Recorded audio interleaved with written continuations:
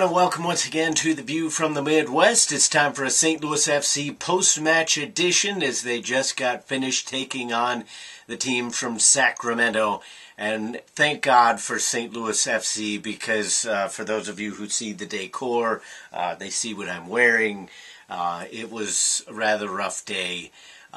Just all around. I'm also a Liverpool fan. I know that doesn't endear me to a whole lot of you out there. But Liverpool was up 2-0 on Newcastle and then blew it in the second half. St. Louis Blues were up 3-1 over the Chicago Blackhawks, and they ended up blowing that game. St. Louis FC, thank goodness, saved the sporting day for yours truly by holding on for that 1-0 victory over Sacramento. And I'm going to be blunt. I'm going to be up front and say that I didn't see the entire game because I was over at my brother's house. We were watching the Blues game and then just kind of stewing a little bit afterwards. And then I came home and watched the second half of the contest between St. Louis and Sacramento. So I didn't get to see everything that happened, but I will say, giving credit where credit is due, Sacramento has a great crowd. I'm not really sure how much that stadium holds. Perhaps they said during the contest how many fans were there. But given the fact that it is a USL game, there was a pretty sizable crowd. Now, obviously, Sacramento is going to be able to have more fans than St. Louis simply because their stadium is differently arranged. I know that there are rumblings that St. Louis would like to kind of finish off and at least make a U out of the stadium, maybe enclose it. I'm not really sure the logistics of that, especially with the scoreboard being where it is, and then you've got fields on either side, and how much is that going to affect the playing surface and whatnot. But those are questions for another time. Focusing on the game itself, the portion that I did get to see, St. Louis was already up 1-0 for the majority of that time. And given that fact, I didn't like the fact that St. Louis seemed to be playing a lot of defense. They were relying on their goalkeeper. They had their secondary goalkeeper, if you will.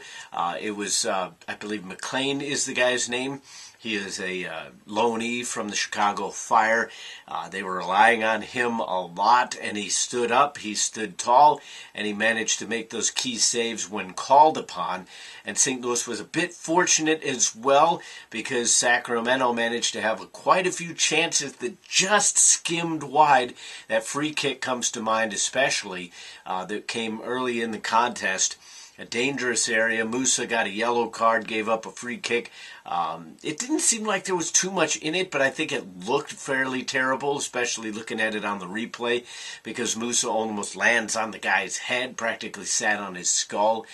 So I didn't necessarily see a whole lot in the foul that would have warranted a yellow card, but being an official, you get certain vantage points on certain calls that make things look differently than they're going to for people in the stands or people watching on television. So I'm not going to complain too much about it. But that one just skimmed wide. And St. Louis was relying on a lot of defense and a lot of good positioning, which was luckily something that they've gotten in this game. It hasn't always been the case in some of the other games during the regular season that we've seen so far. Sometimes they let those runs in from the backside or perhaps around the wing and just outpace the defense. That wasn't the case here, despite facing a fairly good Sacramento team. They weren't able to get that final goal. St. Louis was a bit fortunate. You have to give the truth out there sometimes, and Mike Ambersley gets the goal, but it went off the defender as well. A little bit surprised that it wasn't called an own goal because I didn't necessarily know that the shot was going on goal, and usually the way you differentiate whether it's a goal for the person or whether it's an own goal is an own goal wasn't going to be a shot on target if it didn't hit the person.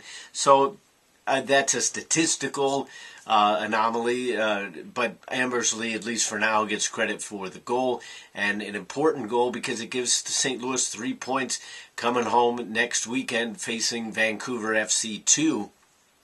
And that's going to be a big test for this team because they need to start picking up wins. The Western Conference, a lot of this is just gut feeling right now, but I know that I'm not the only one that has felt this way. I believe the Western Conference is going to be a lot tougher, not just even with the schedule, not just even with the traveling and all those late West Coast games, but just the teams. They seem to be a little bit tougher. They seem to be a little bit more pacey. They seem to be a little bit more technically skilled than some of those that you ran into in the Eastern Conference. You had some great teams at the top, but the middle teams and the lower tier teams weren't necessarily that good. Whereas in the West, it seems like you're a little bit more even top to bottom.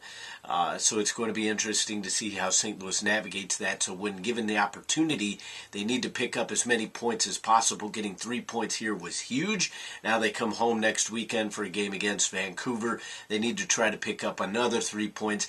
Finally start turning the soccer park into a home advantage, because you have such great crowds out there that the team itself not only needs to feed off of that, but start producing to warrant those crowds coming out as well. Because a lot of times last year they would get draws, they would play okay in some tight losses. You need to start translating that into 3 points, and I believe that this win over Sacramento could be a decent springboard heading into next weekend.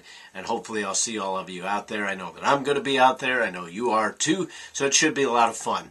Until the next time, though, this has been The View from the Midwest, a post-match edition for St. Louis FC versus Sacramento. And until the next time, I'll see you then.